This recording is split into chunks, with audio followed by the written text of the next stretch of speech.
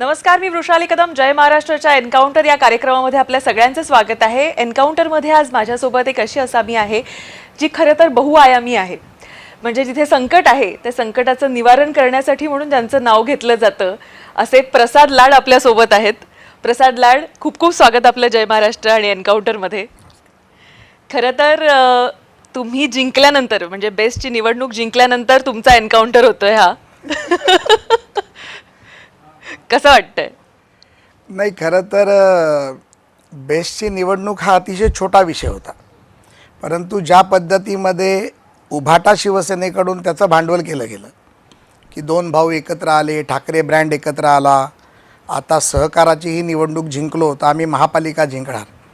खरं तर तुम्हाला सांगू तर मागची 20 वर्ष या निवडणुका आम्ही लढतो आहोत आणि प्रवीण दरेकरांच्या नेतृत्वात सहकार पॅनलमध्ये काम करत असताना, सहकारात काम करत असताना आम्ही कधीच पक्ष कुठला आणला नाही.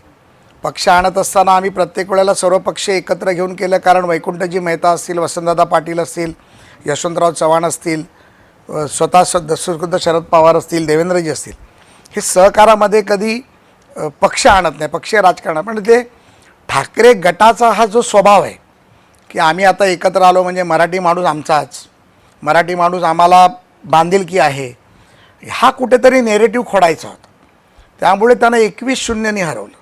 आता मग त्याच्यावर त्यांनी टीकाही केली, 7च जागा आल्या. अहो, तुम्हाला 25 वर्ष झाली, मला तिथे युनियन म्हणून 1.5 वर्ष झालं आणि संपूर्ण निवडणुकीचा जर तुम्ही अहवाल पाहिला तर 31.85% मतं मला मिळाली. शशांकरावला 31.50% मतं मिळाली. जी मतं बाद ठरली 2156, त्यापैकी 1730 मतं माझी बाद झाली आणि त्याच्यापेक्षा कमी तुमच्या उभाटा सेनेला मिळाली. याचा अर्थ एन्काउंटर कोणाचा झाला आहे तुमच्या एन्काउंटरच्या माध्यमातून मी सांगतो. त्यामुळे आम्ही पक्षीय राजकारण बाजूला ठेवून जो नेरेटिव्ह सेट करायचा जो प्रयत्न होता, आणि यामध्ये मी फार स्पष्टपणे सांगतो, राज ठाकरे साहेबांनी कुठेही भूमिका घेतली नाही, कुठेही स्टेटमेंट आली नाही. राज ठाकरेंच्या वतीने त्यांचे एक पदाधिकारी संदीप देशपांडे आमचे मित्र आहेत, त्यांनी काहीतरी कुठेतरी बोलले असतील, तर राजकारणाचा भाग झाला. परंतु कुठेही बाळा नांदगावकर असतील, नितीन सरदेसाई असतील, स्वतः राजसाहेब असतील, स्वतः अमित ठाकरे असतील, कुठेही याच्याबद्दल भाष्य केलं नाही. त्यामुळे मी देखील बोलत असताना फक्त उभाटा शिवसेनेचाच उल्लेख करतो आहे आणि याच्यामध्ये एन्काउंटर हा उभाटा शिवसेनेचा झाला. जो फुगा होता तो फोडायचं काम आम्ही या माध्यमातून प्रवीण दरेकरांच्या मदतीने मी केलं. जसं मी म्हटलं की ही निवडणूक तुम्ही जिंकलात आणि संकटमोचक आहात तुम्ही, तसं खरं तर आता मला वाटतं तुम्ही भविष्यवक्तेही आहात, कारण भविष्यवाणी तुम्ही केली होती की आम्ही ठाकरे ब्रँड हा त्याचा पराभव करून दाखवू, आणि तसं तुम्ही करून दाखवलातही. म्हणजे त्यावेळेचा जो एक ॲम्बियन्स होता, जे एक ॲटमॉस्फिअर होतं, एकत्र आलेले होते ठाकरे बंधू, असं वाटत होतं की यावेळी कमाल होईल, पण तशी काही झाली नाही. तुमची भविष्यवाणी खरी ठरली. नाही, एक तर संकटमोचक म्हणजे गिरीश भाऊंना वाईट वाटेल, ते पहिले संकटमोचक आहे, त्यानंतर आम्ही आहोत. भविष्यवाणीचा प्रश्न नाही, राजकारणामध्ये काही गोष्टीची गणित असतात. वृषाली, गणितं मांडत असताना, सहकारामध्ये काम करत असताना सहकाराचा जो मतदार असतो हा त्याला काय मिळेल, भविष्यात त्याचं काय होईल या विचाराने तो मतदान करत असतो. आणि सहकारामध्ये काम करणारा कार्यकर्ता म्हणा किंवा मतदार म्हणा हा अतिशय हुशार असतो, राजकारणाच्या पलीकडचं राजकारण कळत असतं. त्यामुळे ह्या निवडणुकीमध्ये ह्या मुळीचं पतसंस्था निर्माण झाल्या, या सावकारी जाचापासून लांब होण्यासाठी, पठाणी व्याजापासून मुक्त करण्यासाठी या संस्था चालू झाल्या. या संस्थेच्या पैशातून तुम्ही लोणावळ्यात बंगले घेता, या संस्थेच्या पैशातून तुम्ही कार्यालय उभी करता ज्याची गरज नव्हती. त्यापेक्षा तुम्ही ह्या संस्थेच्या मतदारांना इन्शुरन्स दिला असता, मुलींच्या शिक्षणाचा खर्च दिला असता, मुलांची तुम्ही काय म्हणतो आपण त्याला स्कॉलरशिप दिली असती, कमी व्याजदरात पैसे दिले असते, तर निश्चितपणे ते त्यांना आवडले असते. परंतु ते न करता हे जे आम्ही हवेत जातो म्हणतो, जे उभाटाची लोकं हवेत जातात की मराठी माणूस म्हणजे आमच्याशी त्यांची बांधिलकी आहे, आम्ही म्हणू तेच ते करतील, तर मराठी 15,000 मतदारांनी त्यांना त्यांची जागा दाखवून दिली. आणि ते जे लिटमस टेस्ट म्हणत होती, ती लिटमस टेस्टमध्ये त्यांचा सपशेल पराभव झाला, हे जनतेसमोर आलं. 25 वर्ष बेस्टच्या कर्मचाऱ्यांना वेट बिगारासारखं राबवलं गेलं, हे म्हणण्यामागचा नेमका अर्थ काय होता? नाही बघा, मी 1-1.5-2 वर्षापूर्वी ही काही पदाधिकारी माझ्याकडे 1,500-2 हजार पदाधिकारी माझ्याकडे आले, जे बेस्ट कामगार सेनेचे होते, काही शरदराव साहेबांच्या पण युनियनचे होते. आणि त्यांचं म्हणणं होतं की साहेब, इथे फक्त कृती समिती तयार होते, चर्चा होतात, परंतु बेस्ट कामगार सेनेकडनं कुठलंही काम होत नाही. टायर विकणे, पेट्रोल विकणे, भंगार विकणे याच्या पलीकडे समिती काही करत नाही. जवळजवळ 750 मुलं ही 16 वर्ष टेम्पररी होती. 16 वर्ष ज्यांना घाणी कामगार म्हणून ओळखलं जात होतं, त्या लोकांना परमनंटचा मुद्दा होता. त्यांच्याकडे काही गोष्टीचे डिमांड केले गेले. जर तुम्ही मराठी माणसाचे न्याय हक्काच्या लढ्यासाठी लढता, मराठी माणसाचे तुम्ही स्वतःला देव समजता, मग तुम्हाला 750 लोक परमनंट करण्यात काय अडचण होती? महापालिका तुमची होती, 2.5 वर्ष मुख्यमंत्री, 3 वर्ष तुमचे होते. मग तुमचं कुठे घोडं मारलं होतं? तर त्याच्यामागे पुन्हा एकदा आर्थिक राजकारण होतं. त्या गरीब मुलांकडे आर्थिक गणितं मांडली गेली आणि ते करू शकले नाहीत. कोविड भत्ता हा माननीय उद्धवजी मुख्यमंत्री असताना कोविडच्या काळात BST कामगारांनी काम करावं म्हणून सांगितला. तो कोविड भत्ता दिला गेला नाही. महापालिका ही BSTची पॅरेंट बॉडी असताना त्या पॅरेंट बॉडीप्रमाणे तुम्हाला प्रमोशन्स दिली पाहिजे, 10 वर्ष, 20 वर्ष, 30 वर्ष, ते दिली गेली नाहीत. ह्यांच्या मर्जीतल्या लोकांना प्रमोशन द्यायची, ह्यांच्या मर्जीतल्या लोकांना AGM DGM करायचं आणि मग आपली दुकानदारी चालवायची. रोटेशन पद्धत होती.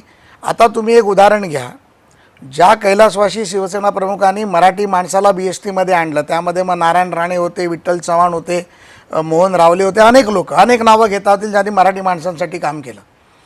ह्या मराठी माणसांनी मुंबई का सोडली आहे कधी उद्धवजींनी विचारलं का? 15,000ची यादी ज्या वेळेला दरेकरांनी माझ्यासमोर उशाली आली, त्यापैकी 7,500 लोक बदलापूर, कल्याण, डोंबिवली, अंबरनाथ, विरार, बोईसर या ठिकाणी राहत होते. मग 7,500 मराठी कामगार मुंबई बाहेर का गेले याचा विचार कधी उद्धव ठाकरे करणार आहेत का? फेकले गेले, विखुरले गेले. तुमच्या हातात होती, तुम्ही त्यातले डेपो विकलेत, पण त्या डेपोमध्ये मराठी कामगारांची तुम्ही घरं नाही केली. मी आश्वासित केले, आम्ही डेपो डेव्हलप करू, आम्ही डेपो लीज मॉडेलवर डेव्हलप करू. आम्ही BSTच्या ज्या कामगार सोसायटी आहेत, कामगार सोसायटी ओस पडल्या आहेत. मला आठवतं मी परळमध्ये लहानाचा मोठा झालो, आम्ही सायकल चालवायला BST कॉलनीत जायचो, कारण 14 एकराच्या BST कॉलनी होत्या. आमच्या शाळेतले शिरोडकरमधले विद्यार्थी त्या BST कॉलनीत राहायचे. आम्ही सायकल चालवायला तिथे जायचो आणि आज तिथे पाहिलं तर तिथे 800 फ्लॅट आहेत तर 200 लोक राहत आहेत, कारण कधी घर डोक्यावर पडेल याची लोकांना काळजी. मग या कामगारासाठी तुम्ही करणार नाही आणि तुम्ही मराठी माणसांचे देवता स्वतःला समजता. म्हणून आज मराठी माणसांनी तुम्हाला तुमची जागा दाखवली. मी तुम्हाला शब्द देतो, मी माननीय मुख्यमंत्र्यांना सांगितलं की यामध्ये एक समिती गठीत करा, त्या समितीच्या माध्यमातून एक मॉडेल तयार करा, ज्या मॉडेलच्या माध्यमातून 1,000-1,200 कोटीचा लीज रेंट येईल. सर्वसामान्य 24-25 हजार कामगारांना त्यांचं 15 लाखात जसं तुम्ही BTT कामगारांना घरं दिली, BTT चाळीतल्या लोकांना घरं दिली, पोलिसांना घरं दिली, तशी घरं द्या. मराठी माणूस मुंबईत राहील, मराठी माणसाला त्याचा हक्क मिळेल आणि BST जी आज अडचणीत आहे ती बाहेर काढली जाईल. आपण नेते म्हणून कधीतरी सामाजिक भावनेतून विचार करणार आहोत का? कधीतरी व्यावसायिक दृष्टिकोनातून स्वतःचा स्वाहा न करता दुसऱ्यासाठी तुम्ही प्रयत्न करणार आहात का? तर तुम्ही एखादी संस्था मोठी करू शकता. जगामध्ये कुठलीच ट्रान्सपोर्ट कंपनी प्रॉफिटमध्ये नाही, कुठलीच नाही. परंतु त्यांचं सरकार, त्यांची राज्य सरकार किंवा सोकॉल्ड त्यांची जी मॉनिटरिंग एजन्सी असते ती त्याला फंडिंग करत असते. जर आम्ही प्राईम लोकेशनच्या जागा लीजवर टाकल्या, त्या ITला दिल्या, त्या थिएटर्सला दिल्या, त्या हॉटेल्सला दिल्या, त्या मॉलला दिल्या, रेसिडेन्स कॉम्प्लेक्स उभे केले, ते रेंटल मॉडेलवर दिले, तर निश्चितपणे यातून 1,000-1,200-1,500 कोटीचं उत्पन्न दरवर्षाचं होईल आणि 1,700-1,800 कोटीचा जो लॉस आहे तो याच्यातून विड्रॉल होऊ शकेल. नक्कीच. म्हणजे ह्याला एक बिझनेसच्या दृष्टीनं बघण्याची काळाची गरज आहे असं तुम्ही म्हणताय. निश्चितपणे तुम्ही सरकार चालवत असताना देवेंद्रजींचा तुम्ही जर विचार आणि IQ लेवल जर तुम्ही पाहिली तर मुंबईचा विकास एवढ्या पद्धतीने भरमसाठ पद्धतीने 10 वर्षात होऊ शकतो हे कोण मान्य करू शकत नाही. मला आठवतं आहे जयंत पाटील मुंबईचे 2003-04 साली पालकमंत्री होते मुंबई शहराचे. त्यावेळेला मुंबईमध्ये अंडरग्राऊंड मेट्रो करावी हा विचार डोक्यात आला. त्यावेळेला मुंबईच्या महिलांच्या सुरक्षेसाठी, मुंबईच्या सुरक्षेसाठी CCTV कॅमेरे लावावे हा विचार पुढे आला.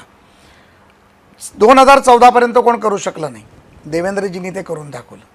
आणि जे काम कदाचित 6-7 हजार कोटीत होणार होतं ते इन्फ्लेशन ऑफ रेट्समुळे, इन्फ्लेशन ऑफ डॉलरमुळे आज ते काम 20-25 हजार कोटीच्या घरात गेलं.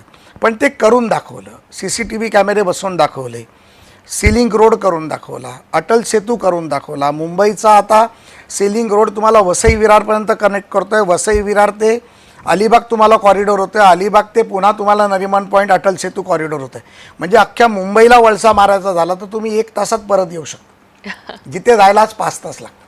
ह्याला विजनरी म्हणतात. मग पैसे आले कुठून? काय देवेंद्रजींच्या तिजोरीत पैसे होते का? नाही.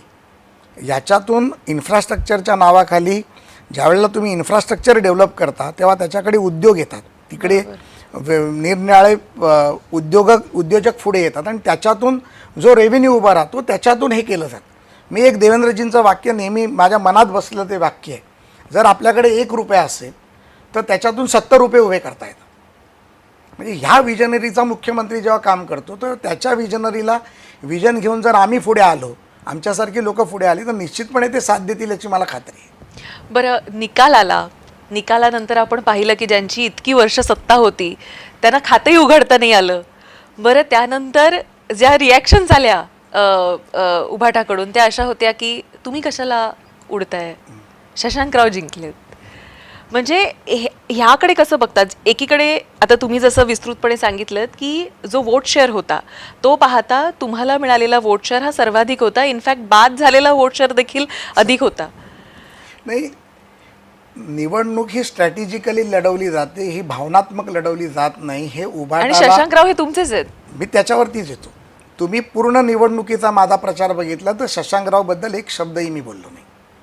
शशांकरावही माझ्याबद्दल एक शब्द बोलले नाहीत. माझी त्यांची निवडणुकीपूर्वी बैठक झाली होती, त्यामध्ये त्यांचं आणि मत असं पडलं की आम्ही दोघे जर एकत्र आलो तर काही मतं आहेत जी तुमच्याकडे आणि माझ्याकडे येतील ती उभाटाकडे जातील. त्यामुळे स्ट्रॅटेजिकली आम्ही जे ठरवलं होतं ते स्ट्रॅटेजिकली झालं आणि ते BJPचं झालं. आता ह्यांचे विश्वगुरू म्हणतात की मला निवडणूकच माहीत नाही. त्यामुळे कुठल्या तरी कार्यकर्त्यांनी बॅनर लावला होता, ठाकरे कोमात देवाभाऊ जोमात. त्यामुळे हे कोमात गेलेले बाहेरच येत नाही आहेत. आणि मग म्हणायचं अरे ही तर निवडणूक छोटी होती. अरे लिटमस टेस्ट बोलायला सांगितलं कोणी होतं? महापालिकेचं गणित मांडायला आम्ही सांगितलं होतं का? मी तर 6 दिवस आधी निवडणुकीत आलो. 6 दिवसात तुम्हाला झोपवलं आहे. महापालिकेच्या निवडणुकीला आम्हाला आता 60 ते 90 दिवस आहेत. आम्ही कुठे कुठे झोपवे लक्षात देखील येणार नाही. बरं, आता प्रसाद लाड यांचा जसं मी ओपनिंगलाच म्हटलं की बहुआयामी आहात. तुमचे इतर पक्षांमध्ये अतिशय चांगले संबंध आहेत. मितभाषी आहातच तुम्ही, त्यामुळे स्ट्राईक रेट तर तुमचा चांगला आहेच. पण हे सगळं करत असताना आता ठाकरे म्हटल्यावर 2 ठाकरे येतात, राज ठाकरे आणि उद्धव ठाकरे. राज ठाकरेंबद्दल तुम्ही काहीच बोलताना आम्हाला कधीच दिसत नाही, आणि उद्धव ठाकरेंवर तुमचा इतका राग का? नाही, एक पहा, तुम्ही राजकारणामध्ये आरोप प्रत्यारोप होत असतात, पण ते राजकीय पातळीवर झाले पाहिजे. त्याच्यामध्ये एखाद्या राजकीय भाष्य केल्यानंतर ते पचवण्याची देखील राजकारणात आल्यानंतर हिंमत असली पाहिजे. आम्ही माननीय पवारसाहेबांच्या विरोधात पण बोलतो, आम्ही राष्ट्रवादी काँग्रेस पक्षाच्या विरोधात बोलतो, आम्ही राहुल गांधींच्या विरोधात बोलतो. परंतु उद्धव ठाकरेची अडचण अशी आहे की त्यांच्यावरती किंवा त्यांच्या शिवसेनेवरती काही बोललं की ते त्याला वैयक्तिक घेतात. राजसाहेब तसं करत नाहीत. मी राजसाहेबांच्या विरोधात बोललेलो आहे, राजसाहेबांच्या विरोधात बॅनर लावलेलं आहे, त्याच्यानंतर त्यांच्या घरी मी जेवायला गेलेलो आहे. मला आठवतं आहे 2019च्या निवडणुकीत ज्या वेळेला त्यांनी तो लाव रे तो व्हिडिओचा ज्या वेळेला प्रचार केला त्यावेळेला राजसाहेबांच्या विरोधात मी बॅनर लावले. आणि निवडणूक प्रचार संपल्यानंतर मी आजारी पडलो होतो. माझ्या आजारपणामध्ये लीलावतीला मला पाहायसाठी शर्मिला वहिनी, रीटा वहिनी आणि स्वाती वहिनी तिघी मला बघायला आल्या होत्या. त्यावेळेला बॅनर झळकत होता. त्यांनी हे नाही म्हटलं की माझ्या नवऱ्याच्या विरोधात बॅनर लावलं. ह्याला म्हणतात वैयक्तिक संबंध आणि राजकारण बाजूला ठेवणं. जे राज ठाकरेंना जमतं ते उद्धव ठाकरेंना कदापि जमू शकत नाही, कारण हे संकुचित बुद्धीचे लोक आहेत. राज ठाकरे मोठ्या मनाचे आहेत. आता निवडणूक झाली, निवडणुकीचे निकाल लागले, त्यांना निवडणूक माझ्या मते माहितीही नव्हती कधी झाली ती, खरं सांगायला. त्यांनी मला वाटतं मीडियामध्येही ते बोलले, मला माहितीही नव्हतं. परंतु त्यांच्या गणपतीचं निमंत्रण आम्हाला आलं आहे. फक्त आता बघावं लागेल उद्धवसाहेब कधी जाणार आणि मी कधी जाणार, ती वेळ ठरवावी लागेल. आपल्याला मुख्यमंत्री देवेंद्र फडणवीस यांचे प्रमुख शिलेदार म्हणून संबोधलं जातं.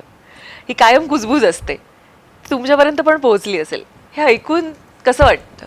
हे बघा, देवेंद्र फडणवीस हे एक अतिशय मोठा नेता आहे. स्वतःच्या कर्तृत्वावरती नगरसेवकापासून महापौर, महापौरापासून आमदार, आमदारापासून डायरेक्ट राज्याचा मुख्यमंत्री, आणि मुख्यमंत्री झाल्यानंतर राज्याला त्यांनी काहीतरी दिलं आहे, एक विचार दिले, एक विकास दिला, एक राज्याला दिशा देण्याचा प्रयत्न केला. आतापर्यंत आम्ही ज्या वेळेला महाराष्ट्राच्या राजकारणात नाव पाहत होतो त्यावेळेला वसंतदादा पाटील म्हणा आणि शरद पवारांनंतर दुसरा कोणी मुख्यमंत्री तसा होऊ शकत नाही अशा प्रकारची जी भावना होती ती आज लोकांच्या मनातून कमी झाली. देवेंद्र फडणवीस एक नवीन नाव उदयास आलं जे त्याच तोडीचं किंबहुना त्यापेक्षा अजून चांगलं काम करू शकतील अशा भावनेने लोक बघतात. मी याचा अर्थ पवारसाहेबांना कमी लेखतो असं नाही आहे, परंतु एक तरुण नेतृत्व जे पवारसाहेबांच्या 38व्या वर्षी ते मुख्यमंत्री झाल्यानंतर त्यांनी करण्याचा प्रयत्न केला, तोच प्रयत्न माननीय देवेंद्रजींनी आजपासून 10 वर्षापूर्वी म्हणजे वयाच्या 44व्या वर्षी केला आणि आज राज्याला एक चांगलं नेतृत्व देण्याचा प्रयत्न केला. अशा माणसाबरोबर काम करत असताना त्यांचा आमच्यावरती जो विश्वास आहे किंबहुना आम्हाला जे बिरुद दिलं जातं की विश्वासू किंवा जवळचा, तो आमच्यासाठी बहुमान आहे आणि तो बहुमान करत असताना आम्हाला देखील वृषाली ते पाहावं लागतं की त्यांचं कुठे नाव खराब नाही झालं पाहिजे, त्यांच्या नावाला कुठे डाग लागला नाही पाहिजे, त्यांनी दिलेली जिम्मेदारी आम्ही कुठेतरी पूर्ण केली पाहिजे. आणि ही जिम्मेदारी पूर्ण करत असताना हे ज्या वेळेला एखादं तुम्हाला आपण म्हणतो पद मिळतं किंवा एखादी बिरुद मिळतं तेव्हा ते टिकवणं देखील फार महत्त्वाचं आणि त्याचा प्रयत्न आम्ही सातत्याने करत असतो आणि देवेंद्रजींना आमच्यावरती विश्वास आहे याचा मला फार मोठा अभिमान आहे. त्यांचा तुमच्यावर असलेला विश्वास आम्ही 2022 मध्येच पाहिला होता, त्याबद्दल नक्कीच जाणून घ्यायला आवडेल. 2022 मध्ये जेव्हा आपण परिषदेवर गेलात चमत्कारितरित्या त्यांनी काय नेमका तो प्रसंग होता तुमच्याच तोंडून ऐकायला नक्की आवडेल. मला विधान परिषदेची पहिली तिकीट मिळाली आणि ज्या वेळेला टर्म संपली त्यावेळेला मला खरं तर अपेक्षितही नव्हतं की भारतीय जनता पार्टीत परत दुसरी टर्म विधान परिषदेची मिळू शकेल. त्यामुळे विधानसभा लढायच्या मी तयारीत होतो. त्यावेळेला साहेबांनी सांगितलं की नाही, परत 24ची निवडणूक आहे, आपल्याला विधान परिषदेत तुला जावं लागेल. आणि ज्या वेळेला निवडणुकीच्या तिकीट डिक्लेअर झाल्या त्यावेळेला पहिल्या 5 मध्ये वेगळी नावं आली आणि दुसऱ्या दिवशी माझं नाव आलं 6वं. आणि मग मी गणित ज्या वेळेला केलं, कारण विधान परिषदेच्या निवडणुका या विद्यापीठाच्या निवडणुका जवळजवळ सारख्या असतात. आम्ही विद्यापीठाच्या अनेक निवडणुका लढलो, बरोबर. त्या मतांचं काउंटिंग, मताचं गणित हे सगळं असतं. आणि त्यावेळेला मी साहेबांना म्हटलं की साहेब, मला आपल्याकडे 0 मतं नाही आहेत तर -5 मतं आहेत, हे कसं निवडून आणणार. तर एकच शब्द होता, माझ्यावर विश्वास आहे ना, फॉर्म भर. माझी बायकोही तयार नव्हती, ती त्यावेळेला लंडनमध्ये होती. तर मला म्हणाला, मी तिच्याशी बोलतो, ते तिला बहिणीसारखं मानतात, म्हणाला माझ्यावर विश्वास तुमच्या दोघांचा आहे ना, तू फॉर्म भर, बाकी मी बघतो. आणि मी फॉर्म भरला आणि खरंच तो चमत्कार होता. म्हणजे त्यावेळेला ती गणित एकनाथ शिंदेसाहेब बाहेर पडतील का नाही पडतील, ती मतं पडतील की नाही पडतील. आणि त्यानंतर मी जेव्हा साहेबांना विचारलं की साहेब तुम्ही मला 6वं का निवडलं, तर मला म्हणाले, मला माझ्यावरती जेवढा विश्वास होता त्यापेक्षा तुझ्यावर विश्वास होता, हा 6वा म्हणून तूच ताकदीने लढू शकतो, दुसरा कोण लढू शकणार नाही. बरोबर. म्हणजे हा त्यांनी माझा बहुमान केला आणि त्यांनी मला निवडून आणलं. आणि त्याच्यामागे अजून खूप कहाणी आहे, तुला एन्काउंटरच्या पलीकडे जाऊन माझा इंटरव्ह्यू घ्यावा लागेल. नक्कीच ते आम्हाला ऐकायला नक्की आवडेल. पण आता वेगळ्या मुद्द्याकडे येते आणि तो म्हणजे जरांगे. नाही, तुम्ही असं म्हणतात की जरांगेंसोबत वैचारिक मतभेद आहेत, वैयक्तिक नाहीत, पण वैयक्तिक पातळीवर जाऊन जरांगे बोलत आहेत, याकडे आपण कसं बघता? नाही, जरांगे जेव्हा जेव्हा वैयक्तिक पातळीवरती बोललेत, मी आजही त्यांना मनोज जरांगेजी म्हणतो, मनोज दादा म्हणतो. त्यांचा मराठा आरक्षणाचा लढाला आमचा विरोधच नाही आहे आणि विरोध असायचं कारण पण नाही आहे. मी स्वतः मराठा आहे, त्यांच्या मनामध्ये पोटशूळ तेच आहे की मी मराठा असताना त्यांची बाजू का घेत नाही. पण त्यांची जी भूमिका राजकीय आहे ही चुकीची आहे.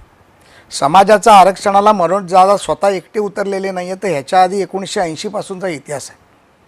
स्वर्गवासी अण्णासाहेब पाटलांनी मराठा आरक्षणाच्या मुद्द्यावरती त्यांनी स्वतःला गोळी घालून घेतली, ते मृत्युमुखी पडले आणि मराठा आरक्षणाच्या लढायला सुरुवात झाली. आणि अनेक नेते याच्यामध्ये लढले, मनोजदादाही लढतोय, त्याबद्दल काही शंका नाही.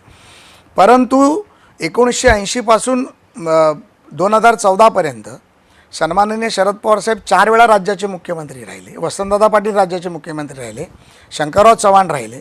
तुम्ही कधीतरी या मराठा नेत्यांना विचारणार आहात का की तुम्ही आरक्षण का नाही दिलं? मग तुम्ही कोणाच्या बोलवते धनी आहात?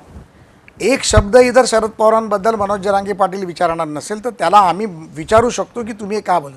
आणि जो माणूस मराठा नाही, ब्राह्मण समाजाचा आहे, पण त्यांनी सभागृहात तुम्हाला आरक्षण दिलं, सारथी दिलं, मुलांना तुमच्या शिष्यवृत्त्या दिल्या, फॉरेनला पाठवले, गेस्ट हाऊस बांधले, मुलांसाठी 1.5 लाखाहून अधिक मुलांना अण्णासाहेब पाटलांच्या आर्थिक विकास महामंडळाच्या माध्यमातून आर्थिक मदत करून स्वतःच्या पायावर उभं केलं.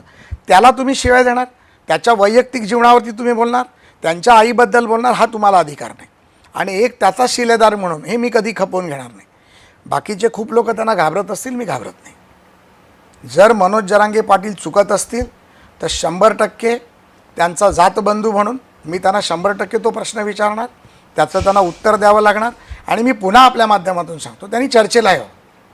गणपतीच्या काळामध्ये मुंबईकरांना वेटीस धरून मुंबईला अशांत करण्याचा हा जो डाव आहे, महाराष्ट्राच्या राजकारणाला अशांत करण्याचा हा जो डाव आहे, हा त्यांना जे करायला लावत आहेत हा कदापि हे होणार नाही, म्हणजे तो पुढे जाणार नाही. माझी मनोज दादाला आजही विनंती आहे, गणपतीचा काळ आहे, गणपतीचे 11 दिवस जाऊ दे, त्यानंतर तुम्ही आंदोलन करा. आम्ही तुम्हाला पाणी, आम्ही जेवण देतो मुंबईमध्ये. मी तुमच्या चॅनलवर सांगतो.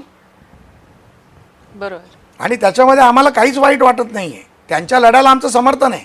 पण ज्या पद्धतीमध्ये ज्यांच्या बोलण्यावरती ते लढा देत आहेत तो कुठेतरी थांबला पाहिजे. खरं तर कोर्टाने पण चपराक दिलेली आहे या सगळ्या पार्श्वभूमीवर, आणि तरी देखील ते म्हणतायत की मी येणार. याकडे आपण कसं बघता? मी येणार आहे तर देवेंद्रजी म्हणाले होते आणि ते आले देखील. जो कपाट. पण माझी विनंती आहे, मला वाटतं एकनाथ शिंदे साहेबही त्यांच्याशी बोललेत की त्यांनी आता हे करू नये. अनेक नेते त्यांच्याशी बोललेत, त्यांनी गणपती ते करू नये. त्यांनी करू नये आमची भूमिका नाही आहे. याचा अर्थ आम्ही ही वेळ योग्य नाहीये. ही वेळ म्हणजे मुंबईमध्ये गणपती उत्सव हा जगातून लोक येतात, जगातून लोक येतात. आम्हाला मुंबई शहराला, आमच्या उत्सवाला, लोकमान्य टिळकांनी सुरू केलेला उत्सव, छत्रपती शिवाजी महाराजांच्या आशीर्वादाने चालू झालेल्या उत्सवाला तुम्हाला गालबोट लावायचं आहे का? आणि मराठी म्हणून गालबोट लावायचं आहे का? ह्याचं त्यांनी उत्तर द्यावं. मराठ्यांच्या घरातही आहेत की गणपती? आणि मराठ्यांच्या घरात गणपती आहेत. आज गणपती हा महाउत्सव झाला आहे, ज्याला उत्सवाचा दर्जा देखील दिला, पण तो आता उत्सवाच्या पलीकडे गेला. म्हणजे मी तुम्हाला सांगतो की फॉरेनहून लोक येतात. नक्कीच फॉरेनहून लोक पाहायला येतात. तुम्ही सगळे हॉटेल्सच्या बुकिंग बघा, गणपतीसाठी येणारी लोक आहेत, लालबागच्या राजाला येणारी लोक आहेत, सिद्धिविनायकाला येणारी लोक आहेत. मग तुम्ही कशासाठी हा करताय आणि कोणासाठी करताय?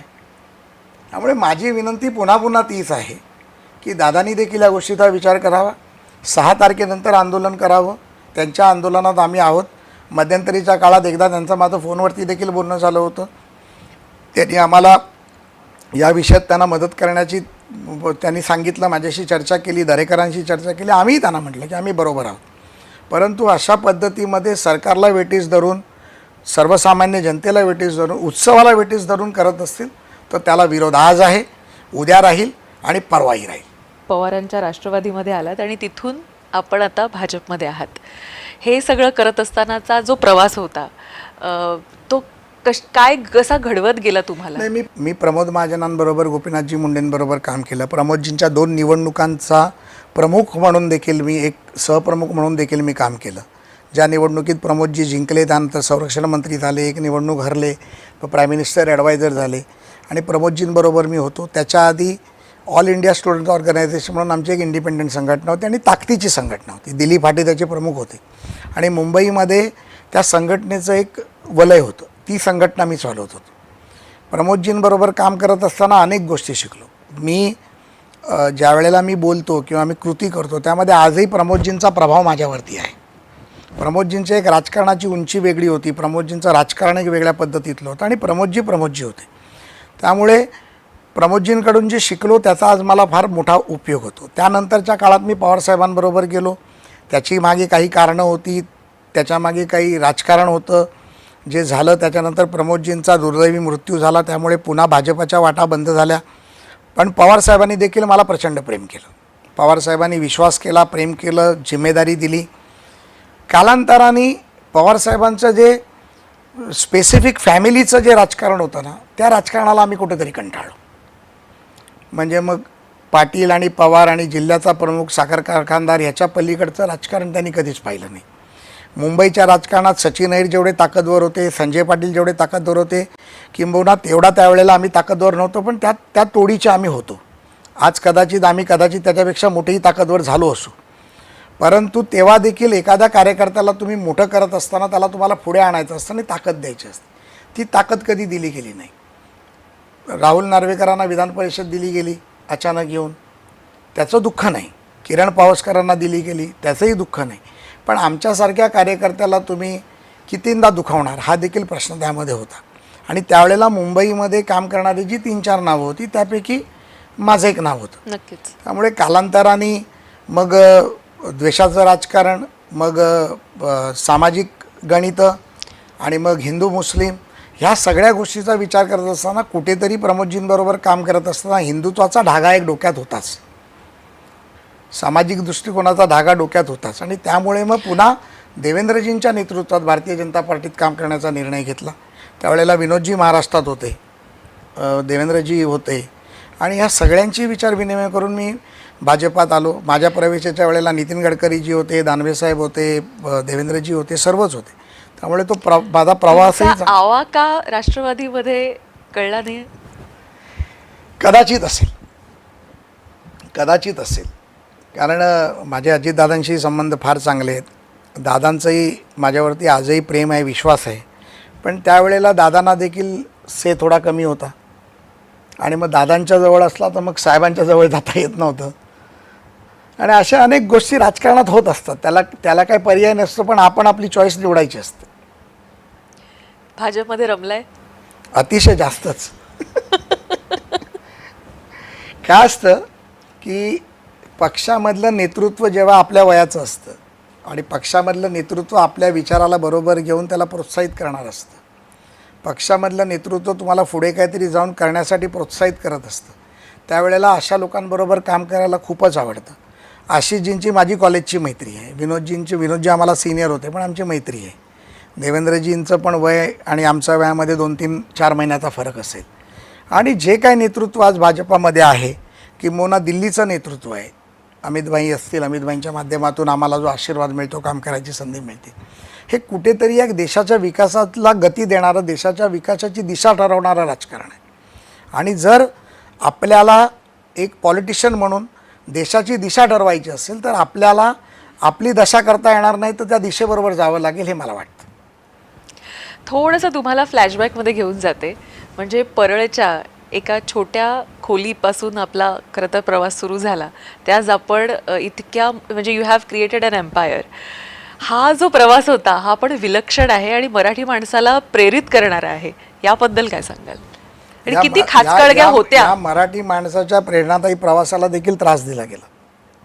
2019 ते 2022 त्यालाही खिंडार पाडण्याचा प्रयत्न केला गेला. पण वृषाली, मी तुला सांगू का, मेहनत करणाऱ्या माणसाला मरण कधी नसतं आणि मेहनत करणारा माणूस हा कधी मागे वळून पण पाहत नसतो. मी जे उभं केलं आहे माझ्या मेहनतीने उभं केलं. मी आणि माझ्या बायकोने मिळून एकत्रितपणे उभं केलं. आम्ही समाजामध्ये वावरत असताना आम्ही दोघांनी ज्या वेळेला लग्न केलं तर आमच्याकडे 100 रुपये नव्हते. ती 10,000 रुपये पळून आली त्यावेळेला, वडिलांकडनं जे घेऊन आली त्या 10,000 रुपयावरती मी माझं करिअर सुरू केलं. मला आजही लाज वाटत नाही. कॉलेजला होतो, फर्स्ट इयर BScला, लोडिंग अनलोडिंग करायचो टाइम्स ऑफ इंडियाचं, टुरिस्टची गाडी चालवायचो, स्टुडंट पॉलिटिक्स करायचो.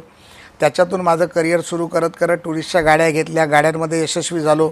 त्याच्यानंतर कालांतराने माझं MBA झालं. MBA झाल्यानंतर मी विचार केला की काहीतरी असा बिझनेस केला पाहिजे की जो बिझनेस रोज लोकांना लागतो. मग त्याच्यामध्ये माझं मॉडेल होतं मिनरल वॉटर बिस्लरी.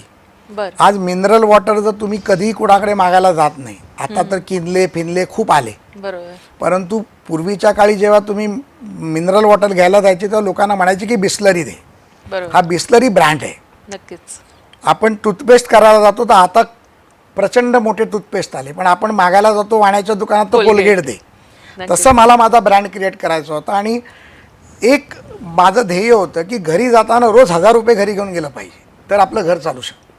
मग तो पर्याय कुठला, तर रोज लोकांना लागणारा, जीवनामध्ये लागणारी गोष्ट जी हाऊसकीपिंग सिक्युरिटी आहे, साफसफाई आहे, आणि त्याच्या माध्यमातून मी रोजगार देखील निर्माण करतो आहे. म्हणजे एक सामाजिक उपक्रमातून माझा व्यावसायिक उपक्रम चालवतो आहे. अशा प्रकारचा मी व्यवसाय निवडला आणि त्याच्यातून मी यशस्वी झालो. दिवस रात्र काम केलं मी. मी 200 किलोमीटर मोटरसायकलनी फिरायचो. माझी हिरो होंडा मोटरसायकल होती. बर. मी काल परवाच ती गाडी, आता मला वाटतं त्या गाडीला पण 35 वर्ष झाली असतील. 35 नाही, जास्त 38. मी परवाच्या दिवशी 30,000 रुपये एकाला दिले, म्हटलं ती परत नवीन करून आणून दे. कारण ती माझ्या जीवनातला सगळ्यात पहिला स्ट्रगल पाहिलेली गाडी आहे. त्यामुळे यशाला मेहनत लागते आणि मेहनतीला कधीच तुम्हाला अपयश येत नाही. तुम्ही लग्नाचा किस्सा सांगितला. वयाच्या 19व्या वर्षी तुम्ही पळून जाऊन लग्न वगैरे हा सगळा प्रकार केलेला, हे आणि तर तेही आमदाराच्या मुली. हे तर मी सभागृहात पण सांगितलं. आणि ते तर आमदाराच्या मुलीला घेऊन. स्टोरी झाली होती. नक्कीच. म्हणजे काही लोकांनी तर आम्हाला मला विचारलं होतं की सैराट 2 करूया का म्हणून. पण तेव्हा सैराट 2 सारखी परिस्थिती होती. त्याच्यापेक्षाही भयंकर, कारण त्यांचं प्रस्थ फार मोठं होतं. त्याच्यापेक्षा मोठं प्रस्ताव होतं. पण मी वाचलो, त्यांनी सांगितलं की केलं ना लग्न, ती तिच्या नशिबाची. पण तिच्या नशिबातच लक्ष्मी आहे, तिच्या नशिबातच सत्ता आहे. वडिलांकडे असताना वडील सत्तेत होते, नवऱ्याकडे आली, नवरा सत्तेत आला, लक्ष्मी आली. आणि देवाच्या कृपेने सामाजिक बांधिलकीतून पैसे कमवले म्हणजे सर्व साध्य होत नाही. तर आपण पैसे कमवून समाजात एक स्थान मिळवल्यानंतर समाजाला जे देणं लागतं ते जर देणं आपण देऊ शकलो तर निश्चितपणे मला वाटतं की आपल्या जीवनाला काहीतरी अर्थ आहे. नक्कीच. मी जसं म्हटलं, वयाच्या 19व्या वर्षी तुम्ही पळून जाऊन लग्न केलं, तेही आमदाराच्या मुलीला पळवलं. बरं, त्या आमदाराची इतकी मोठी ख्याती होती की लोक घाबरायचे त्यांच्याशी बोलायला, किंवा अशा पद्धतीनं कुठल्याही प्रकारची प्रतारणा करण्याचा विषयच नव्हता. प्रतारणा सोडूनच द्या, मुलीलाच पळवलेलं होतं. म्हणजे असा तो एक औरा होता. त्यातून पुढे जात वयाच्या 31व्या वर्षी आपण सिद्धिविनायक ट्रस्टमध्ये देखील आपण कार्यरत झाला. तर तो एक कसा अनुभव होता? म्हणजे वयाच्या 31व्या वर्षी अशा पद्धतीनं सिद्धिविनायक सारख्या ट्रस्टशी आपण जोडलं जाणं हीच एक मोठी बाब आहे. यामध्ये मी 100% जयंत पाटील साहेबांना आणि पवार साहेबांना मी त्यासाठी धन्यता मानीन. 31व्या वर्षी ट्रस्टी झालेला मी पहिला मुलगा होतो. कारण तिथे खूप मोठे लोक, म्हणजे गुरुदास कामत असतील, तुमचे कालनिर्णयचे प्रमुख होते, वाघताई होत्या, साळगावकर सर होते, वाघताई होत्या, सुरेश प्रभू साहेब होते, अनेक लोक तिथे ट्रस्टी म्हणून काम केलं. आणि तिकडे मला काम करायची संधी मिळाली ती जयंत पाटलांमुळे मिळाली. पवारसाहेबांनी त्याला होकार दिला. त्याच्यानंतरच्या टर्ममध्ये आता RR पाटील साहेब जिवंत नाहीत, त्यामुळे त्यांच्याबद्दल बोलणं योग्य नाही, परंतु मला त्याच्यानंतरच्या टर्ममध्ये अध्यक्षपदासाठी माझं नाव पवारसाहेबांनी क्लिअर केलं होतं. पण त्यावेळेला RR साहेब पाटील साहेब उपमुख्यमंत्री होते, काही वैचारिक मतभेद होते जयंत पाटलांमुळे, त्यामुळे त्यांनी ते माझं नाव बाजूला केलं, मला ती संधी मिळाली नाही. पण त्याच्यानंतर मला एक गोष्ट सिद्धिविनायकातून मला शिकता आली की कोणाचं वाईट करू नये, सगळ्यांचं चांगलं करा. देवाकडे येणारा कोणी कधी सांगत नाही की याचं वाईट कर, तो म्हणतो देवा माझं भलं कर आणि दुनियाचं भलं कर. तेच मी शिकलो. मी आजही मला मिळालेल्या शक्तीतून, ताकदीतून, देवेंद्रजींनी दिलेल्या संधीतून मी एकच म्हणतो की कोणाचं वाईट करू नका, कोणाचं चांगलं करता नाही आलं तर वाईट तर निश्चित करू नका. आणि त्यामुळे मला माहिती आहे की जीवनामध्ये मला जी संधी मिळाली आहे त्या संधीचं मी सोनं करीन आणि जनतेच्या सेवेसाठी सातत्याने मी काहीतरी करत राहीन याची मला खात्री आहे. मला असं वाटतं की तुमचा जो वारसा आहे तो सायली आणि शुभम हे दोघेही चालवत आहेत, पण प्रामुख्यानं सायली हिला आपण तुमची उत्तराधिकारी म्हणून मानू शकतो का? कारण येत्या काळामध्ये आम्हाला नक्की सायलीला पाहायला आवडेल राजकारणामध्ये. नाही, व्यवसायामध्ये निश्चितच. राजकारणामध्ये माझ्या दोन्ही मुलांना आवड नाही आहे, कारण त्यांनी वडिलांचं स्ट्रगल पाहिलं आहे, लोकांचा त्रास पाहिला आहे. आणि आताचं जे राजकारण आहे ना, म्हणजे मी देवेंद्रजींबद्दल फार अभिमानाने सांगतो की ते कधी वैयक्तिक राजकारण करत नाहीत, सुडाचं राजकारण करत नाहीत.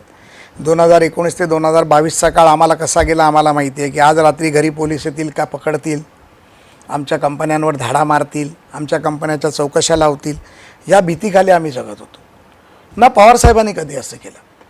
परंतु वैयक्तिक ईर्षेतून राजकीय विरोधकाला संपवण्याचं काम त्या काळात केलं गेलं. घराचे तोडण्यापर्यंतचं काम केलं गेलं. देवेंद्रजी असतील, गिरीश महाजन असतील, प्रवीण दरेकर असेल, मी असेन, मोहित कंबोज असतील, वैयक्तिक पातळीवरती देवेंद्रची लोकं, त्यांना ताकद देणारी लोकं म्हणून आमच्यावरती ज्या पद्धतीत टार्गेट केलं गेलं, या राजकारणाला माझी मुलं कंटाळली. आणि त्यांचं असं म्हणणं आहे की बाबा अशा प्रकारचं राजकारण होणार असेल तर आमचा व्यवसाय बरा आहे. आज वृषाली माझ्याकडे 90,000 लोक काम करतात. नक्कीच 90,000 लोकांची उपजीविका आपल्या कंपनीच्या माध्यमातून होते. 3,500-4,000 हजार कोटीचा व्यवसाय करतो. मला वाटतं की अजून 5-7 वर्षात 25,000 कोटीचा व्यवसाय होईल. त्यामुळे मी त्यांना म्हटलं की तुम्ही व्यवसाय करा, राजकारण माझ्यानंतर आपण संपवून टाकू. अरे बापरे. माझ्या बायकोला थोडं आवड आहे, कारण तिने लहानपणापासून राजकारण केलं. एखादी संधी देवेंद्रजींनी कधी दिली तर तिला देण्याचा विचार करेन. नक्कीच. आणि त्यांचं सामाजिक कार्य पण इतकं आहे खूप मोठं की मला असं वाटतं की त्या सामाजिक कार्यामध्ये कायम अग्रेसर तिचा एक प्रश्न आहे की ती एक तर बोलत नाही, ती प्रोपोगंडा करत नाही, पण ती डायलिसिस सेंटर चालवते. दिवसाला 40 डायलिसिस आम्ही फ्री करतो. आत्तापर्यंत जवळजवळ 23,500 डायलिसिस आम्ही केले. बरं. कॅन्सर डे केअर सेंटर चालवते. 6 आमच्या ॲम्ब्युलन्स चालतात. 30 डॉक्टर आमच्याकडे पेरोलवर आहेत. त्या माध्यमातून आम्ही प्रत्येक झोपडपट्टीमध्ये आमच्या ॲम्ब्युलन्सेस जातात. लोकांची प्राथमिक उपचार होतं आहे. आणि वर्षाला जवळजवळ 150 ते 200 लोकांचे ऑपरेशन्स आम्ही करतो. जवळजवळ 150 ते 200 मुलांच्या शिक्षणाच्या फीज आम्ही भरतो. अहमदनगरमध्ये तिच्या वडिलांच्या संस्था होत्या, त्या शाळा आम्ही चालवतो. ग्रामीण भागातल्या शाळांमध्ये जवळजवळ 3-3.5 हजार विद्यार्थी शिकतात. ते आम्ही करत असतो, पण त्याचा प्रोपोगंडा करत नाही. मला काय वाटतं माहिती आहे का, कर्म करोवर दर्या मिळाल. जे तुम्ही चांगलं करता ते सांगायची गरज नसते, ते लोकांच्या माध्यमातून कळतं. आता तू या प्रश्न विचारला, मला माहीत नव्हता हा प्रश्न तू विचारशील. नक्कीच. अंत्योदय प्रतिष्ठान म्हणून आम्ही चालवतो, जी संघाच्या विचाराने शेवटच्या व्यक्तीला मदत व्हावी ह्या भावनेने आम्ही ते काम करतो. आता माझी मेमोग्राफिक व्हॅन येते, जवळजवळ 1.5 कोटी रुपयाची ती व्हॅन आम्ही आमच्या CSRमधनं विकत घेतली आहे. काही कॉर्पोरेट्सने त्याला मला मदत केली आहे. मी 50 डे केअर कॅन्सर सेंटर चालू करतो आहे, ज्या माध्यमातून तिचं असं उद्दिष्ट आहे, कारण माझी आई कॅन्सरमध्ये वारली. तिला ब्रेस्ट कॅन्सर होतं आणि त्या काळात आम्हाला किमोथेरपीला पैसे पुरायचे नाहीत. आणि आज तेच किमोथेरपी 18-20 हजारात जाते. तीच किमोथेरपी BDR फार्माबरोबर मी टायअप केलं आहे आणि आम्ही ती किमोथेरपी 100% फुकट कशी देता येईल, किंबहुना 3,000-4,000 कशी देता येईल याच्यावरती आमचा प्रयत्न चालू आहे. आणि असे 50 सेंटर मी सुरू करणार आहे. आणि मग सामाजिक दृष्टिकोनातून काम करण्याचा तिचा जो विचार आहे, तो विचार ती पुढे नेते. कंपनीची चेअरमन म्हणून देखील ती काम करते. भविष्यात तिला संधी मिळाली तर निश्चितपणे त्या संधीचं ती सोनं करेल.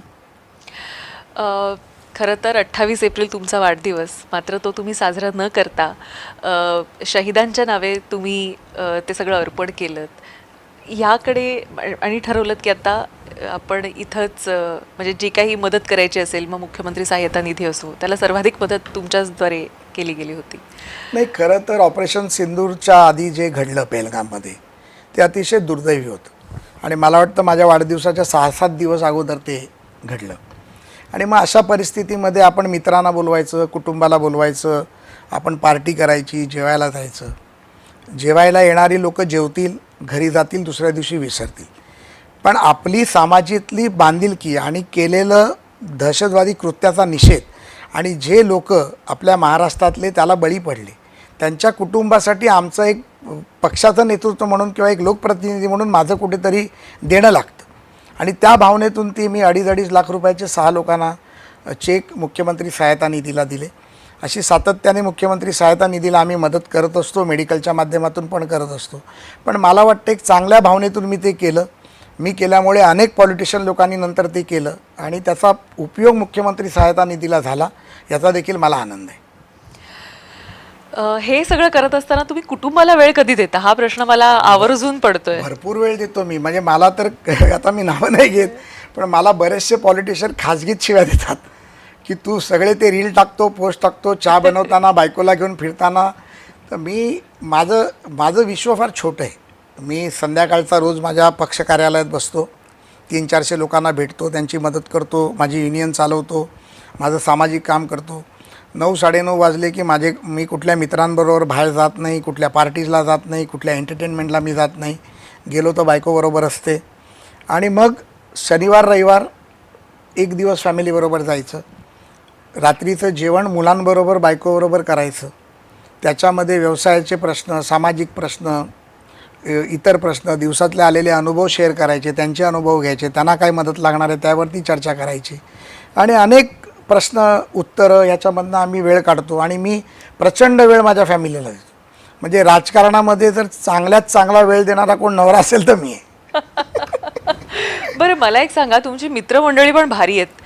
म्हणजे अगदी 70 ती पण शिरोडकर हायस्कूलची अजून सांभाळलेली. कसं काय? नाही, ते रियुनियन हा प्रकार जो आहे त्याच्यातून हे निर्माण झालं. आणि शाळेतली मैत्री असते ना, ही काय त्याला निष्पाप मैत्री आपण म्हणतो. म्हणजे त्यांना काहीच नसतं, निस्वार्थी. निस्वार्थी. आणि त्यांना काही माहिती नसतं. आता प्रसाद लाड आमदार आहे, नेता आहे, त्यांना काही नसतं. ते काही काम मला फोन करून सांगतात, कारण त्यांना असं वाटतं की आता प्रसादला सांगितलं म्हणजे आमचं काम झालं. नक्कीच.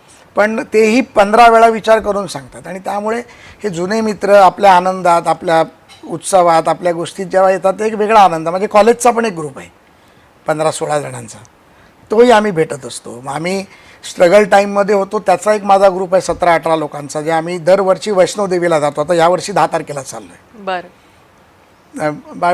वर्षातून 4 दिवस त्यांच्याबरोबर जायचं, वैष्णोदेवीचं दर्शन घ्यायचं, आणि मग बाय रोड दिल्लीपर्यंत, काश्मीरपर्यंत, पंजाबपर्यंत यायचं, वा. मजा करायची, कल्ला करायचा.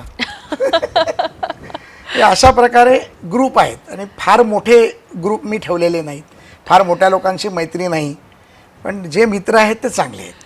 पण फार मोठ्या लोकांना तुम्ही सुरक्षा दिलेली आहे. कारण काही काळ मातोश्रीवर देखील क्रिस्टलची सुरक्षा होती. याकडे काय म्हणजे नाही बघा, याकडे कसं तो माझा व्यवसाय आहे. त्या काळामध्ये शिवसेना प्रमुख बाळासाहेब ठाकरेंचे माझ्यावरती अपार उपकार आहेत. मी ज्यावेळेला मुंबई एअरपोर्टला काम सुरू केलं त्यावेळेला अनेक लोकांनी मला त्रास द्यायचा प्रयत्न केला. त्यावेळेला बाळासाहेबांनी मला बोलवून माझ्या पाठीवर हात मारून मला सांगितलं की तुला हे काम करायचं आहे, तुला आजपासून कोण त्रास देणार नाही. आणि तो दिवस आणि आजचा दिवस मला कोणी कधी त्रास दिला नाही. त्या काळामध्ये मोठा होत गेलो, अनेक लोकांनी सिक्युरिटी मागितली, आणि तो व्यवसाय असल्याकारणाने मी तो देत गेलो. मातोश्रीच्या बाबतीत देखील तेच झालं. त्यांचा कर्जतचा बंगला होता, तिथे देखील सिक्युरिटी होती. सत्तेत आल्यानंतर त्यांनी अचानक सांगितलं विड्रॉ करा, आम्ही विड्रॉ केली. त्याच्यामध्ये मिलिंद होता. मिलिंद माझा लहानपणीचा मित्र आहे, नार्वेकर. त्यामुळे मिलिंद कॉर्डिनेट करायचा, मिलिंद सांगायचा. त्यामुळे हे होत राहतं. अनेक लोकांना दिली. आता की कोणाकोणाची नावं घेऊ असं आहे. नाही, अनेक लोकांना तुम्ही सिक्युरिटी दिलेली आहे. त्याच पद्धतीनं ज्या पद्धतीचं राजकारण तुम्ही करता, अनेक फॅमिलीजना तुम्ही सिक्युअर करण्याचा प्रयत्न करताय, मग तुमच्या बिझनेसच्या माध्यमातून असो किंवा मग आता आपण बेस्टचं जे एक बेस्ट एक्झाम्पल पाहिलं त्या माध्यमातून असो, की तिथं देखील तुम्ही आश्वासित केलेलं आहे लोकांना की मुंबईकरांना तुम्ही बाहेर जाऊ देणार नाहीत, त्यांना तिथं त्यांच्या हक्काचं घर मिळेल. आणि त्यासाठी म्हणून या पुढे तुमचे प्रयत्न चालू राहतील. तुमच्या सगळ्या प्रयत्नांना जय महाराष्ट्राच्या खूप खूप शुभेच्छा. आज तुम्ही इथं आलात, आमच्याशी बोललात, मनमोकळ्या गप्पा मारल्यात आणि एन्काउंटरच्या सगळ्या प्रश्नांना सामोरं देखील गेलात. एन्काउंटर झालो नाही हे बरं झालं. त्याबद्दल आपले अनेक धन्यवाद आणि पुढच्या वाटचालीसाठी अनेक शुभेच्छा. वेळ झाली आता इथेच थांबायचे एन्काउंटरमध्ये, पण तुम्ही कुठेही जाऊ नका. पाहत राहा फक्त जय महाराष्ट्र.